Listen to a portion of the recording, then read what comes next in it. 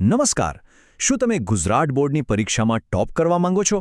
તો ચાલો આજે આપણે એક એવી માસ્ટર સ્ટ્રેટેજી વિશે વાત કરીશું જે સ્માર્ટ વર્કથી બેસ્ટ રિઝલ્ટ મેળવવામાં મદદ કરશે.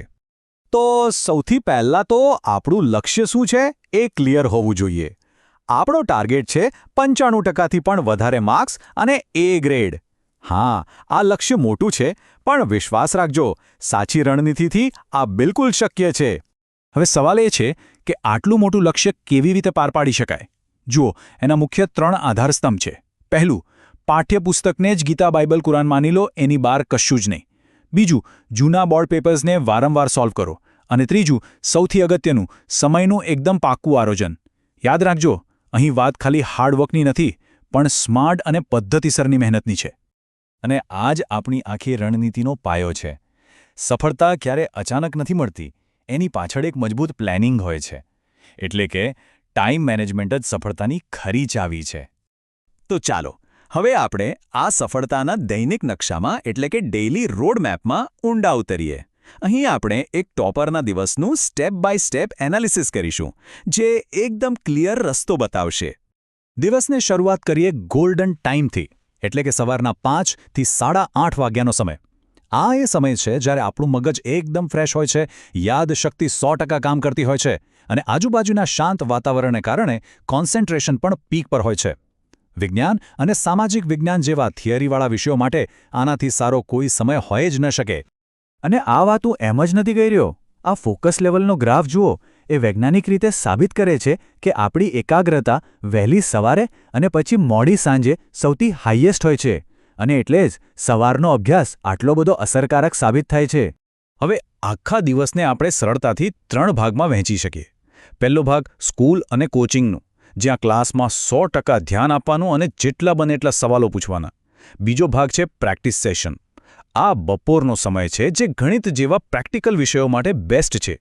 અને ત્રીજો ભાગ છે સેલ્ફ સ્ટડી, એટલે કે સાંજે નોટ્સનું રિવિઝન કરવું અને પેપર સોલ્વ કરવા. અને આ રહ્યું એ આખું ટાઈમ ટેબલ, આપણી આખી રણનીતિની બ્લુપ્રિન્ટ. જુઓ, સવારે 5 થી 8:30 થિયરી વિષયો, પછી સ્કૂલમાં નવા ટોપિક શીખવા, બપોરે 13 થી 3:30 ગણિતની પ્રેક્ટિસ, અને રાત્રે 8:30 થી 10 રિવિઝન અને પેપર સોલ્યુશન.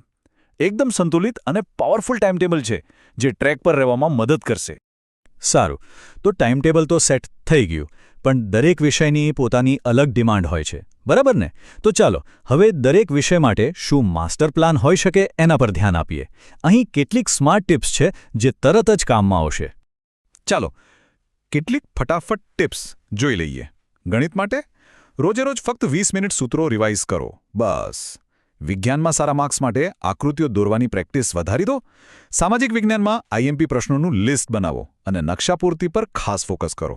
અને હા, ભાષાના વિષયોમાં વ્યાકરણ અને નિબંધ લેખનને બિલકુલ ઓછું ના આંકતા. પણ એક મિનિટ, આ બધી તૈયારી અને મહેનત કોના ભરોસે થશે?